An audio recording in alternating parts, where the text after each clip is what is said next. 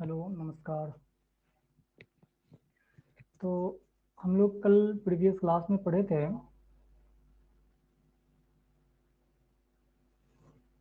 Constitution कैसे बना उसके रिगार्डिंग। आज जो हम लोग पढ़ने जा रहे हैं इसमें हम लोग पढ़ेंगे sources of Indian constitution. Indian constitution का क्या सोर्स है, इसको हम लोग आज की क्लास में पढ़ेंगे। तो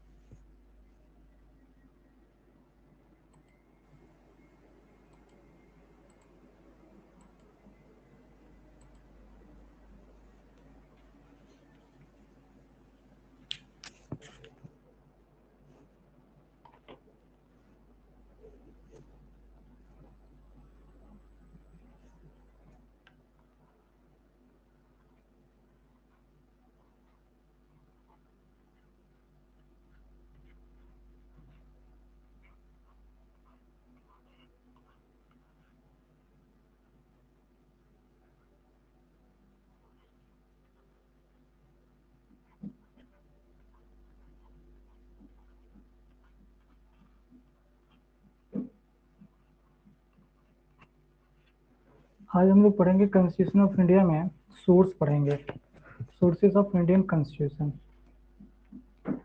तो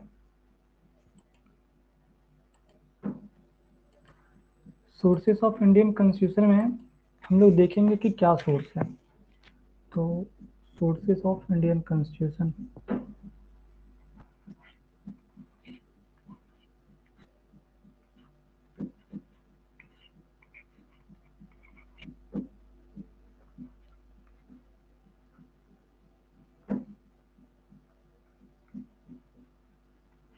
आई for Indian, C for constitution.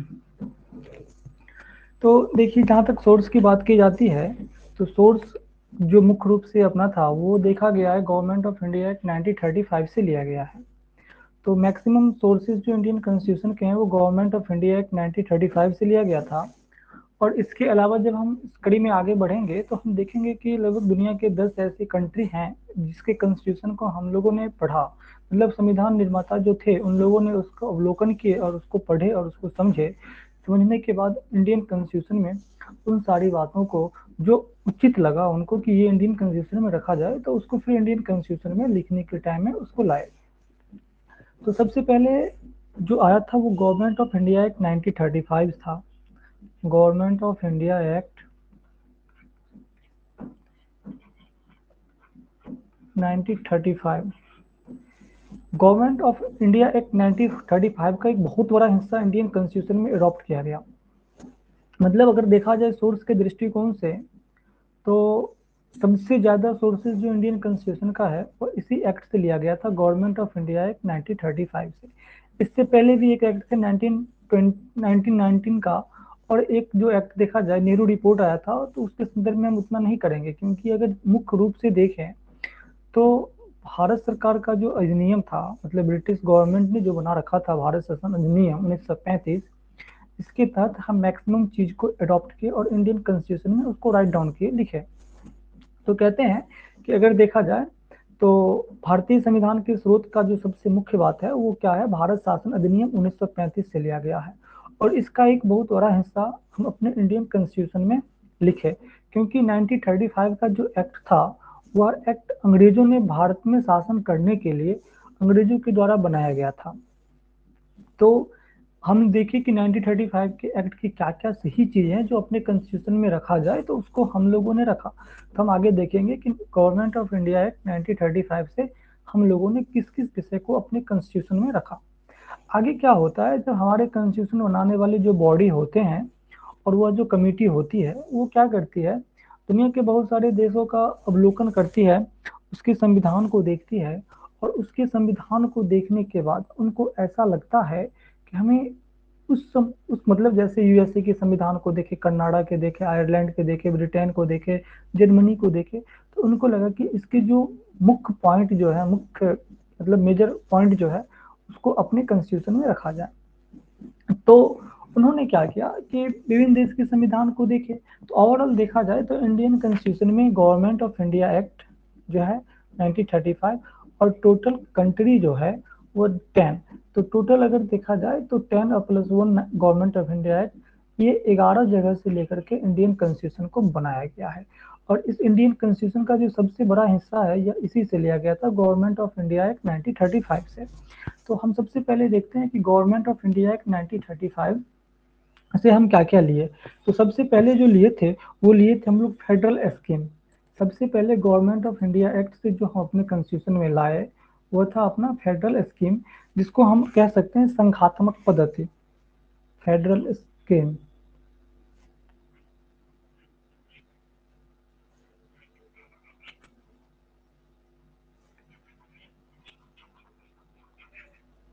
Federal scheme ये जो आया था ये गवर्नमेंट ऑफ इंडिया एक्ट 1935 से लिया गया था, मतलब संघात्मक पद्धति को लिए। उसके बाद ऑफिस ऑफ गवर्नर,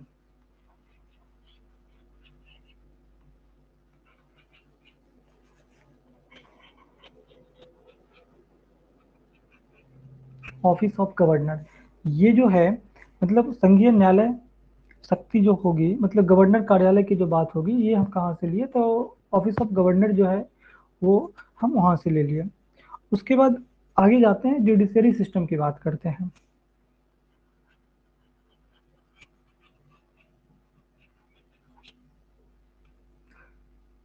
जुडिशरी जो है ये भी गवर्नमेंट ऑफ इंडिया एक्ट 1935 से लिए, मतलब संघीय न्यायालय शक्ति की जो बात करेंगे तो ये हम कहाँ से लेके आए, तो ये सोर्सेज जो है भारत सरकार अधिनियम 1935 से लिया गया। उसके बाद हम लोग पब्लिक सर्विस कमीशन को भी लिए हैं।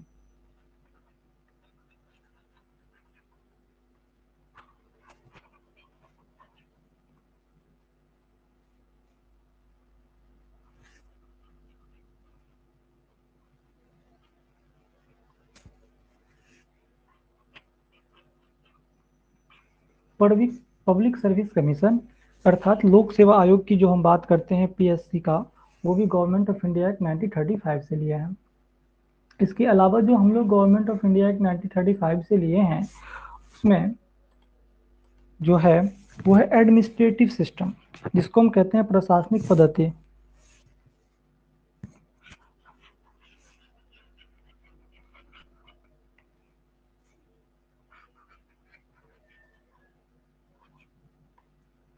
एडमिनिस्ट्रेटिव सिस्टम ये हम लोग कहाँ से लिए, तो ये भी हम गवर्नमेंट ऑफ इंडिया एक्ट 1935 से लिए। अगर देखा जाए तो ये मुख्य चीजें जो है, चार चीज पांच चीज जो भी हम लोग देखे, फेडरल स्कीम, संघात्मक पद्धति, ऑफिस ऑफ गवर्नर, गवर्नर का कार्यालय, जुडिशरी, संघीय न्यायालय शक्ति, इमरजेंसी प्रोविजन की जो बात करते हैं, आपातकालीन उपबंध जो है ये 1935 के एक्ट में दिया गया था, लेकिन इसको आपातकाल में जो प्रेसिडेंट का कुछ पावर है ये हम जर्मनी से लेते हैं, और जर्मनी में भी एक वेमर का कॉन्स्टिट्यूशन था, हम वहां से लेके आए थे। आगे अगर हम देखें तो पब्लिक सर्विस कमीशन की बात करते हैं, ये भी भारत सरकार अधिनियम गवर्नमेंट ऑफ इंडिया एक्ट 1935 से लिया गया था। और एडमिनिस्ट्रेटिव सिस्टम प्रशासनिक पद्धति ये भी भारत सरकार अधिनियम 1935 से लिया गया था। तो ये सारे चीज हम कहाँ से लिए थे, तो ये हम सारे चीज लिए थे government of India act Bharat सरकार अधिनियम 1935 से लिए थे। अब आगे हम देखेंगे ये जो सोर्सेस है लगभग देखा जाए 60 से 70% पार्ट जो है यहीं से मिलता जुलता है। और ये 60 से 70% पार्ट जो इंडियन कॉन्स्टिट्यूशन का है वो गवर्नमेंट ऑफ इंडिया एक्ट 1935 से है। तो कभी कभी क्या होता है कि बिहार जुडिशरी में देखा ऐसा गया है कि कभी कभी एग्जाम में क्वेश्चन पूछा गया है कि गवर्नमेंट ऑफ इंडिया एक्ट 1935 के बारे में बोलता है डिफाइन करने को। तो ये हम जब आगे की क्लास में देखेंगे तो हम आप लोगों को ग्रुप में एक नोट्स प्रोवाइड कर देंगे। मतलब डेली क्लासेस जो हम लोग कर रहे हैं तो कोशिश हमारी ये रहेगी कि एक सेपरेट ग्रुप बना दिया जाए बॉयज़ और गर्ल्स के लिए अलग अलग, और क्लास की यहाँ लेक्चर होगी, और लेक्चर के बाद जो चीज़ हम पढ़ेंगे वो सारे नोट्स उस ग्रुप में हम डाल देंगे जहाँ से आप लोग खुद राइट डाउन कर सकते हैं। ओके, फिर आगे चलते हैं। आगे की जब बात करें तो ब्रिटिश अर्थात ब्रिटेन से, क्योंकि ब्रिटेन के संविधान से भी, क्योंकि ब्रिटेन हमारे यहाँ शासन चला रहे थे तो वो तो हमसे पहले ही कॉन्स्टिट्यूशन बना रखा था, तो हम कुछ चीज़ें ऐसे हैं जो हम ब्रिटेन के कॉन्स्टिट्यूशन से लिए हैं ब्रिटेन के कॉन्स्टिट्यूशन से। अब देखिए ब्रिटेन के कॉन्स्टिट्यूशन से हम लोग क्या लिए, तो सबसे पहले कहते हैं रूल ऑफ लॉ, मतलब कि विधि का शासन कैसे होगा। रूल ऑफ लॉ,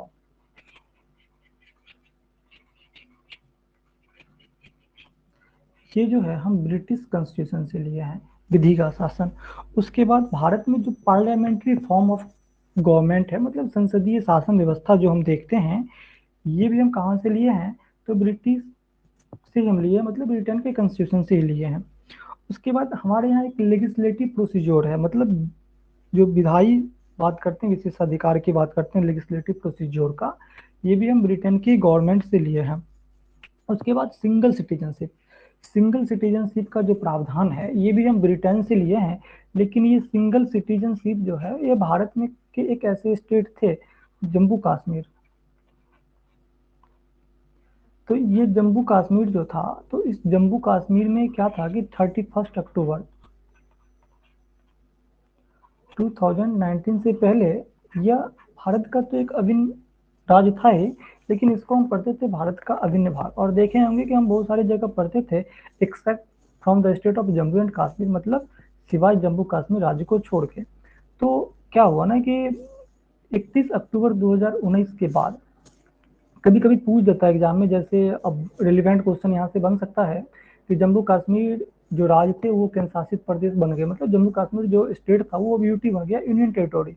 तो वो कब बना, तो ये जो बना था ये 31 अक्टूबर 2019 को जम्मू कश्मीर को दो पार्ट में हम डिवाइड कर दिए, एक लद्दाख, और लद्दाख के संदर्भ में रखना है कि वहां पर एक भी लेजिस्लेटिव असेंबली का सीट नहीं दिया गया है, और जम्मू कश्मीर जो है वो लेजिस्लेटिव असेंबली का सीट है। तो जम्मू कश्मीर और लद्दाख जो है ये दो अलग अलग केंद्र शासित प्रदेश हो गए, पहले ये भारत के राज्य हुआ करते थे और अभिन्न अंग थे। और जम्मू कश्मीर में क्या था कि जब सिंगल सिटीजनशिप की हम बात करते हैं, सिंगल सिटीजनशिप, तो यहाँ पर सिंगल सिटीजनशिप भारत के सभी राज्यों में थे, लेकिन यहाँ की जो प्रणाली चल रही थी ये डबल सिटीजनशिप की थी, दोहरी नागरिकता के प्रावधान थे। तो जब हम लोग सिटीजनशिप चैप्टर को देखेंगे पढ़ेंगे तो वहां पे हम इसको डिफाइन करेंगे कि सिंगल सिटीजनशिप और डबल सिटीजनशिप क्या होता है और उसका क्या प्रावधान था। फिर आगे चलते हैं प्रोसेस ऑफ मेकिंग लॉ, मतलब भारत में जो कानून बनाने की जो तरीका है, मतलब प्रक्रिया है विधि निर्माण की, ये हम ब्रिटेन के ही संविधान से लिए हैं। और आगे राष्ट्रपति की जो संवैधानिक स्थिति है, कॉन्स्टिट्यूशनल पावर ऑफ प्रेसिडेंट जो है वो ब्रिटिश के ही कॉन्स्टिट्यूशन से लिए हैं।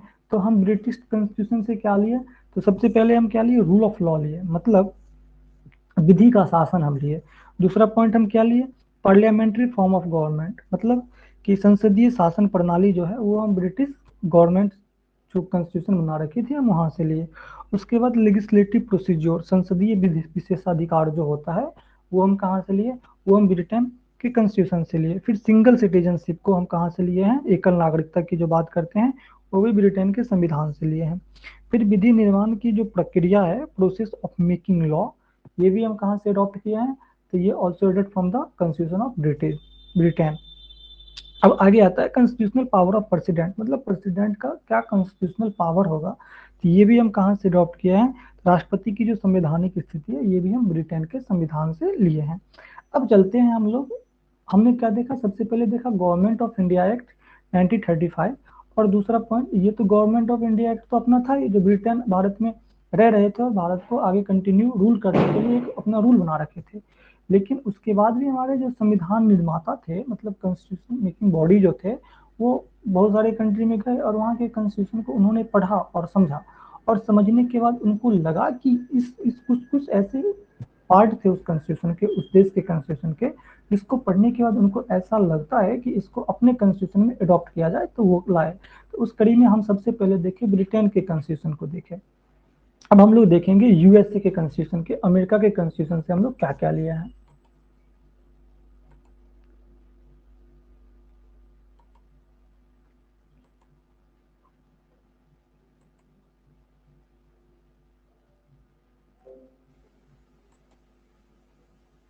अमेरिका के कॉन्स्टिट्यूशन देखिए,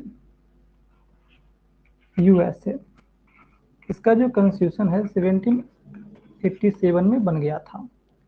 जब आप लोग हिस्ट्री पढ़े होंगे तो देखे होंगे यहाँ पे 17 1775 से लेकर 1783 तक वहाँ पे एक स्वतंत्रता संग्राम चला था और एक सप्तवर्षीय युद्ध भी हुआ था। 1756 1756 से लेकर के 1762 के आसपास तक हुआ था, मतलब 63 के आसपास हुआ था। यहाँ पे भी ब्रिटिश का रूल चलता था। तो जब ये स्वतंत्र हो गए ब्रिटिश के रूल से, तो उन्होंने 1787 में अपना कॉन्स्टिट्यूशन बनाते हैं। और सबसे पहले हम अमेरिका के कॉन्स्टिट्यूशन से लेते हैं फंडामेंटल राइट्स। और ये जो टॉपिक है, ये टॉपिक पार्ट जब हम लोग कॉन्स्टिट्यूशन के पार्ट 3 को पढ़ेंगे आर्टिकल 12 से लेके 35 तक में, तब इसको हम देखेंगे कि फंडामेंटल राइट मौलिक अधिकार क्या है।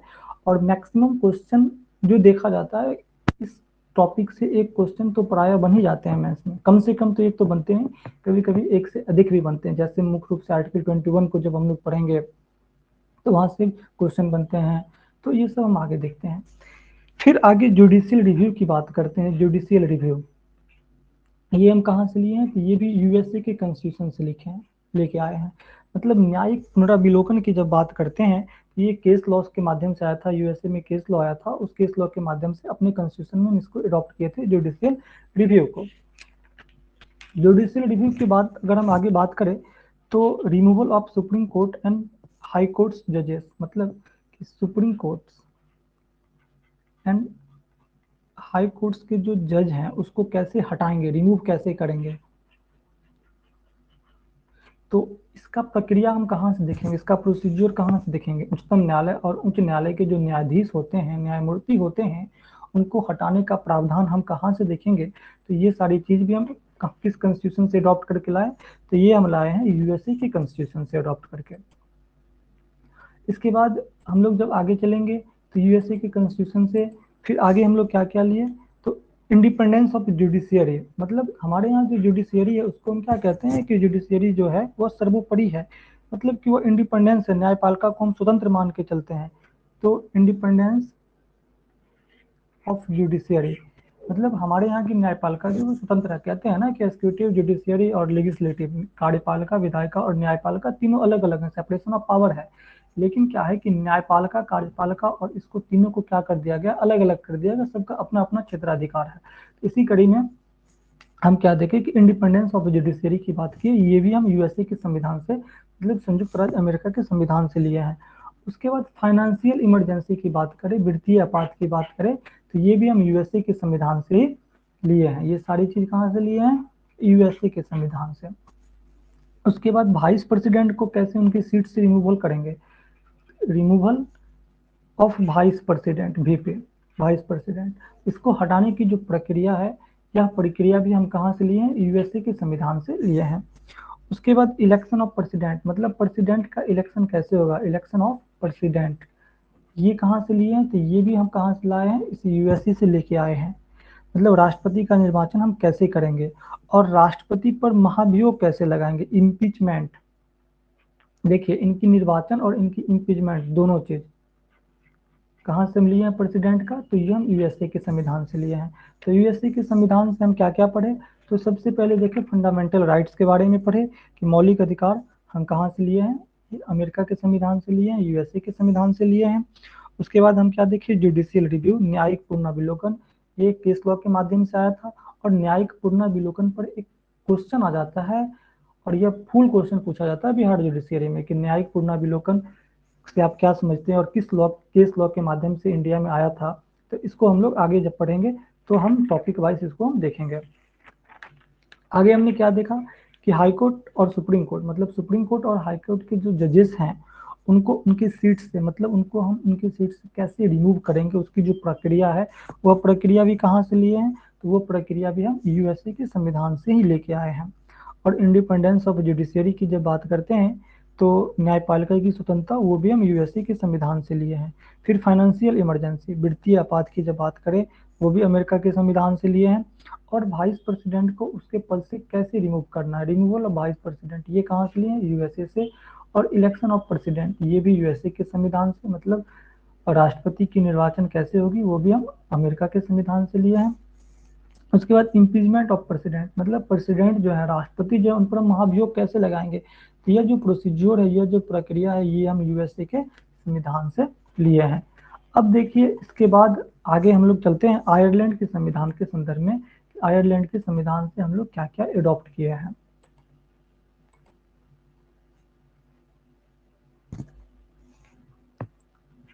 आयरलैंड के कॉन्स्टिट्यूशन, देखिए आयरलैंड एक समय ब्रिटेन का ही पार्ट हुआ करता था, लेकिन ये ब्रिटेन से अलग होकर के एक नया देश बना था। तो देखिए आयरलैंड के संविधान से हम लिए हैं DPSP, directive principle of the state policy, राज्य की नीति निर्देशक तत्व, जो पार्ट 4 में दिया गया है। सेक्शन आर्टिकल की बात जब करें तो आर्टिकल 36 से लेके आर्टिकल 51 तक में दिया गया है। आगे हमारे यहाँ जो मेथड, मतलब प्रेसिडेंट के चुनाव का क्या मेथड होगा, method of election of president, मतलब हमारे यहाँ के जो राष्ट्रपति होंगे उनकी चुनाव की जो मेथड होंगी, उनकी जो मंडल की व्यवस्था, निर्वाचक मंडल की जो व्यवस्था होगी, तो यह भी प्रक्रिया जो लाया गया है, यह आयरलैंड के कॉन्स्टिट्यूशन से अडॉप्ट किया गया है। उसके बाद nominated member of the Rajya Sabha, मतलब राज्यसभा में जो नॉमिनेटेड मेंबर जो आते हैं, 12 नॉमिनेटेड मेंबर रहते हैं, आर्ट के क्षेत्र से, कल्चर के क्षेत्र से, उसके बाद आर्ट कल्चर साइंस के क्षेत्र से और सोशल वर्क के क्षेत्र से, ये 4 क्षेत्र से आते हैं, सभी से 3-3 आते हैं। तो यह जो नॉमिनेटेड मेंबर ऑफ राज्यसभा जो होते हैं, यह जो प्रक्रिया आई है हमारे कॉन्स्टिट्यूशन में, यह भी हम आयरलैंड के संविधान से लाए हैं। तो देखा जाए आयरलैंड के संविधान से मुख्य रूप से 3 चीज लिए हैं। Directive principle of the state policy, राज्य के नीति निर्देशक तत्व, जो भाग 4 में पार्ट 4 में इंडियन कॉन्स्टिट्यूशन में दिया गया है, आर्टिकल 36 से लेकर 51 तक में दिया गया है। उसके बाद दूसरा चीज हम क्या लिए वहां से, तो लिए method of election of president, मतलब राष्ट्रपति का जो निर्वाचन होगा वो किस निर्वाचक मंडल के द्वारा होगी, उसकी क्या प्रक्रिया, मेथड क्या होगी, तो वो भी हम आयरलैंड के कॉन्स्टिट्यूशन से अडॉप्ट किया है। और तीसरा चीज हम क्या लिए, तो nominated member of the Rajya Sabha, Rajya Sabha में जो नॉमिनेटेड मेंबर होते हैं आर्ट के क्षेत्र से, कल्चर के क्षेत्र से, साइंस के क्षेत्र से और सोशल वर्क के क्षेत्र से, ये चारों मिला करके 12 होते हैं। तो ये हम कहाँ से लिए हैं, ये भी हम आयरलैंड के कॉन्स्टिट्यूशन से लिए हैं। अब देखिए आगे हम लोग देखते हैं कनाडा के कॉन्स्टिट्यूशन के बारे में, देखते हैं कि वहां से हम लोगों ने क्या क्या लिया है।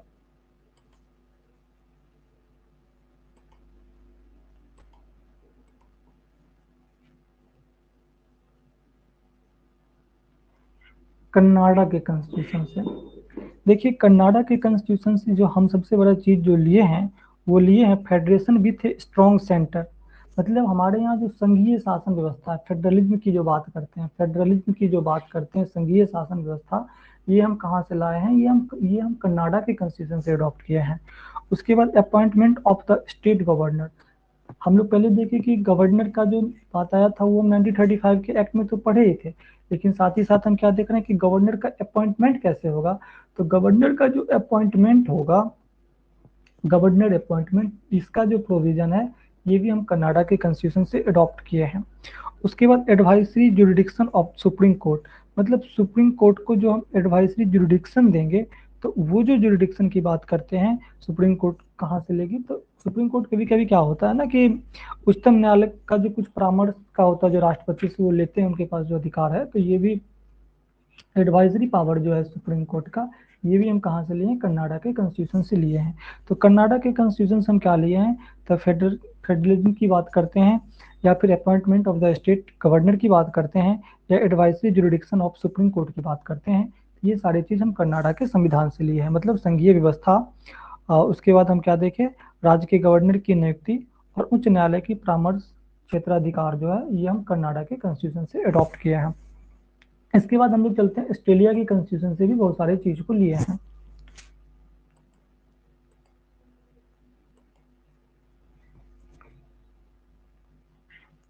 ऑस्ट्रेलिया की कॉन्स्टिट्यूशन,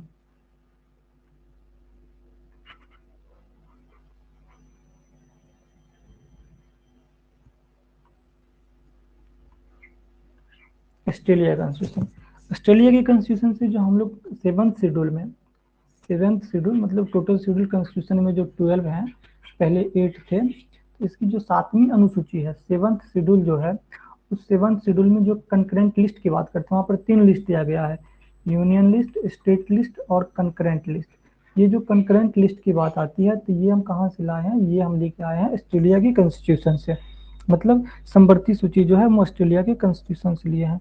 और हमारे कॉन्स्टिट्यूशन में जो प्रिम्बल दिया गया है, देखिए इसका जो प्रिम्बल जो है, इसका जो लैंग्वेज है प्रिम्बल का, ये भी प्रिम्बल का लैंग्वेज हम ऑस्ट्रेलिया के कॉन्स्टिट्यूशन से ही लाए हैं, प्रस्तावना का लैंग्वेज। उसके बाद कहता है कि freedom of trade and commerce, मतलब फ्रीडम मतलब ट्रेड और कॉमर्स, भारत में ट्रेड एंड कॉमर्स करने की जो आज़ादी मिली है, फ्रीडम मिली है, जो हम आर्टिकल 19 में देखते हैं, 19 में जो 6 ग्राउंड पढ़ते हैं, तो 19 में जो 6 ग्राउंड, 19 ए में जो 6 ग्राउंड है, तो उसमें जो हमको ट्रेड एंड कॉमर्स करने का जो फ्रीडम मिला है, तो ये हम कहाँ से लिए हैं, तो ये हम ऑस्ट्रेलिया के कॉन्स्टिट्यूशन से अडॉप्ट करके लाए हैं। उसके बाद आगे जो हम लिए हैं,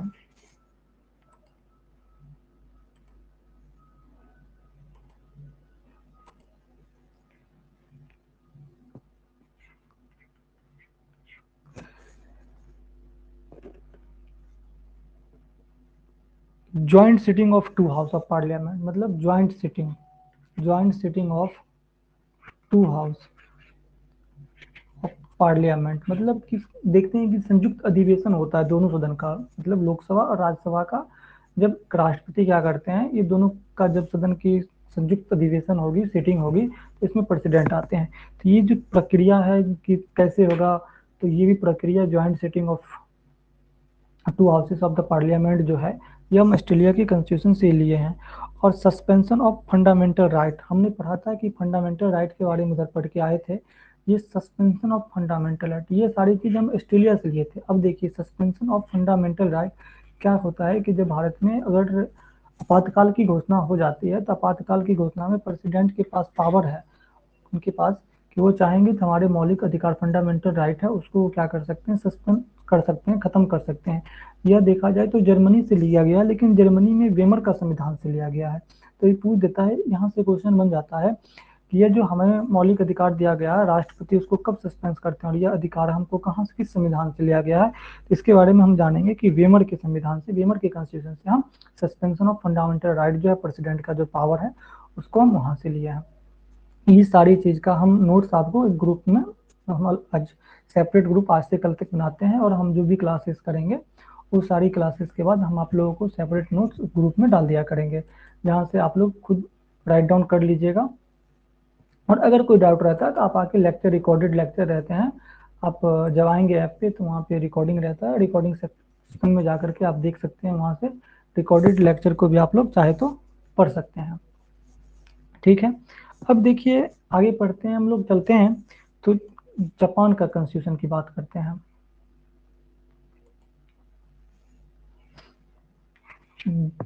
जापान के कॉन्स्टिट्यूशन से हम क्या लिए हैं, तो जापान के कॉन्स्टिट्यूशन से जो हम लिए हैं वो ये लिए हैं, procedure established by law, procedure established by law, मतलब कि जब आर्टिकल 21 को पढ़ेंगे ना, तो वहां पे एक शब्द लिखा है बहुत अच्छा, हमारे यहाँ लिखा हुआ है procedure established by law, it means कि वहाँ की हिंदी मीनिंग है विधि द्वारा स्थापित प्रक्रिया।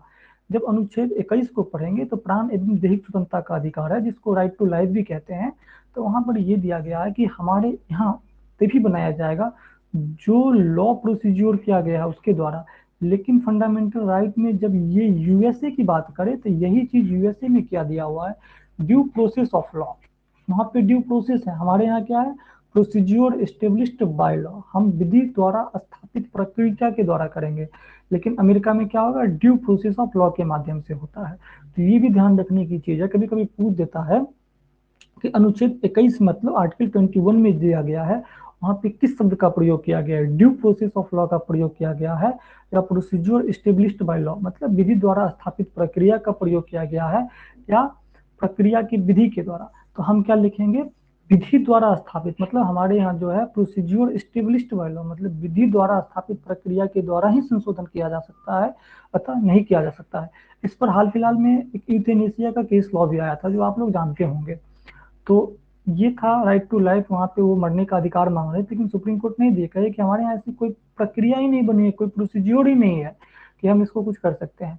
तो ये क्या है, प्रोसीज्योर स्टेब्लिश्ड बाय लॉ के माध्यम से होता है, और ये हम कहाँ से लिए थे, ये कॉन्स्टिट्यूशन ऑफ जापान से लिया गया है। आगे देखते हैं हम लोग दक्षिण अफ्रीका, साउथ अफ्रीका के कॉन्स्टिट्यूशन से क्या लिए हैं।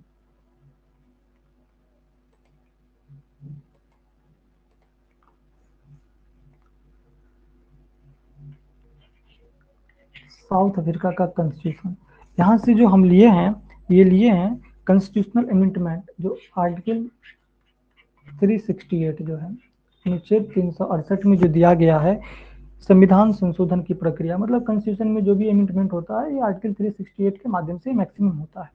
तो हमारे यहाँ जो संविधान संशोधन की जो प्रक्रिया है, जितनी बार भी संविधान संशोधन हुई है इसी के द्वारा हुई है। तो यह जो सोर्स है, यह जो स्रोत है, ये स्रोत हम कहाँ से लिए हैं? तो कॉन्स्टिट्यूशन ऑफ साउथ अफ्रीका, हम साउथ अफ्रीका के कॉन्स्टिट्यूशन से लेके आए हैं। तो क्या था ये? तो ये था procedure of constitutional amendment, procedure of constitutional amendment. ये जो प्रावधान है, ये प्रावधान हम लोग दक्षिण अफ्रीका के संविधान में दिया गया था और दक्षिण अफ्रीका के संविधान से लाया, आर्टिकल 368 में दिया गया है। आगे देखिए क्या है ना कि फ्रांस के कॉन्स्टिट्यूशन से चलते हैं, देखते हैं वहां से हम लोग क्या क्या लिए हैं।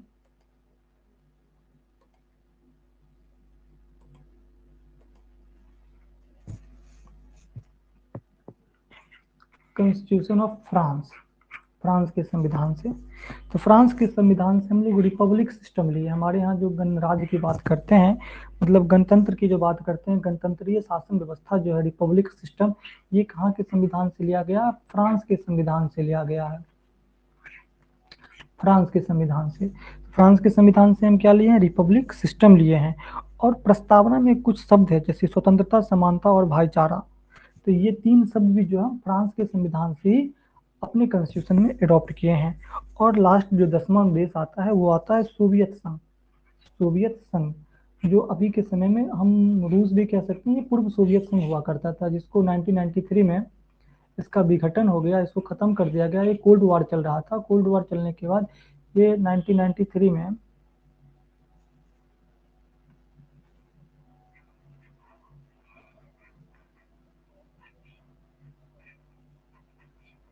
1993 में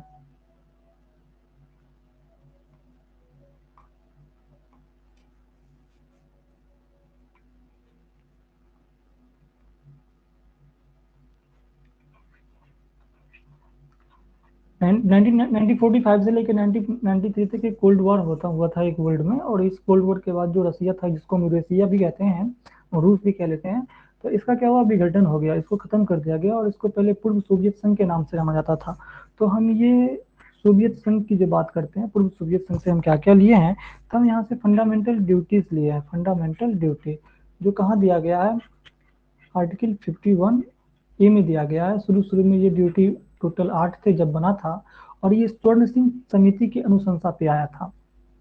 और ये जो पार्ट है, ये पार्ट 4A में दिया गया है। तो ये स्वर्ण सिंह समिति की अनुशंसा पे आया था। और अभी वर्तमान में टोटल जो फंडामेंटल ड्यूटीज हैं वो 11 हैं, जो 86वां संविधान संशोधन 2002 के तहत 11वां को जोड़ा गया, मतलब 86 कॉन्स्टिट्यूशनल अमेंडमेंट 2002 के तहत 11 फंडामेंटल ड्यूटी हो गया, जिसमें ये बताया गया कि प्रति पेरेंट्स, जितने माता पिता अभिभावक हैं, उनकी एक मौलिक कर्तव्य है कि अपने बच्चे को, जो 6 वर्ष से 14 वर्ष तक के बच्चे हैं, उनको स्कूल भेजना उनके लिए एक कर्तव्य बना दिया गया, एक ड्यूटी उनको दे दिया गया है। उसके बाद जो हम सोवियत संघ के से जो लिए हैं, सोवियत संघ से और हम क्या लिए हैं? तो हम वहां से लिए हैं कि ideal of justice. Ideal of justice में क्या क्या लिए हैं? Social, economics and political in preamble. मतलब प्रिम्बल में जब हम देखते हैं, प्रिम्बल मतलब प्रस्तावना में देखते हैं, तो प्रस्तावना का जो न्याय का जो आदर्श दिया गया है कि न्याय किस आधार पर मिलेगा, तो लोगों को सामाजिक, आर्थिक और राजनीतिक आधार पर हम न्याय की जब बात करते हैं, तो ये प्रिम्बल में जो दिया गया है सोशल, इकोनॉमिकल और पॉलिटिकल, 3 शब्द मतलब की बात किया गया, तो ये भी हम पूर्व सोवियत संघ से लिए हैं। तो अभी तक हम लोगों ने देखा कि इंडियन कॉन्स्टिट्यूशन में क्या क्या लिया है। तो सबसे पहले हम देखें कि हम इंडियन कॉन्स्टिट्यूशन में जो सबसे पहले लिए हैं वो हम 1935 के एक्ट को देखें। गवर्नमेंट ऑफ इंडिया एक्ट 1935 था और इसके तहत लिए हैं। ये तो इंडिया का एक्ट था ये, जिसको अंग्रेजों ने भारत में शासन चलाने के लिए एक अपना कानून नियम बना रखे थे, एक एक्ट बना रखे थे, उस एक्ट के तहत चलते थे। 1935 से पहले भी कई सारे एक्ट उन्होंने बना रखा था। उसके बाद जब हमारी मार्च 1946 में, मार्च 1946 में जब कैबिनेट मिशन इंडिया आता है और उसमें तीनों लोग जो होते हैं, अलेक्जेंडर क्रिप्स और लॉरेंस साहब आते हैं। उसके बाद जो 389 सीट पर इलेक्शन होती है, इलेक्शन के बाद जब 9 दिसंबर 1946 को फर्स्ट कॉन्स्टिट्यूशनल असेंबली का मीटिंग हेल्ड होता है, जिसके मतलब प्रथम मीटिंग जब होती है, तो उस मीटिंग के बाद इंडियन कॉन्स्टिट्यूशन बनने लगता है। तो उसमें हमने कल देखा था कि 10 जो थे प्रक्रिया संबंधी थे और 17 जो थे विषय संबंधी थे। तो जब ये सब जो थे, तो जब ये सब अपना काम कर रहे थे, तो इसी काम के सिलसिले में वो आगे बढ़ते गए और उन लोगों ने विभिन्न देश का अवलोकन किया संविधान का। और जब उन लोगों ने विभिन्न देश के संविधान को अवलोकन किए, तो उसमें 10 ऐसे देश थे जहाँ के संविधान को अवलोकित करने के बाद उन लोगों ने वहाँ की बातें को, वहाँ पे जो मुख्य मुख्य चीजें थी, उस मुख्य चीजों को अपने कॉन्स्टिट्यूशन में अडॉप्ट किया और उस 10 देश के संविधान की बातों को अपने कॉन्स्टिट्यूशन में अडॉप्ट करके ये बताया कि इस तरीके से भारत का संविधान बनाया जाएगा। तो भारत का संविधान बना, तो जिसमें हम लोगों ने देखा ब्रिटिश कॉन्स्टिट्यूशन से लिया गया, फिर अमेरिका के कॉन्स्टिट्यूशन से लिए, अमेरिका के कॉन्स्टिट्यूशन के बाद हम लोग आयरलैंड के कॉन्स्टिट्यूशन से लिए, फिर कनाडा के कॉन्स्टिट्यूशन से लिए, फिर ऑस्ट्रेलिया, फिर वेमर जर्मनी की बात की है, फिर जापान के कॉन्स्टिट्यूशन से लिए, फिर दक्षिण अफ्रीका साउथ अफ्रीका के कॉन्स्टिट्यूशन से लिए, फिर फ्रांस के कॉन्स्टिट्यूशन से लिए और पूर्व सोवियत संघ के कॉन्स्टिट्यूशन से लिए। तो मुख्य रूप से हम ये 4-5 देश के कॉन्स्टिट्यूशन से हम सारी चीज़ों को अवलोकित किए और अवलोकित करने के बाद अपने कॉन्स्टिट्यूशन में हम इन सारी चीज़ों को जोड़े। तो ये था सोर्सेस ऑफ इंडियन कॉन्स्टिट्यूशन।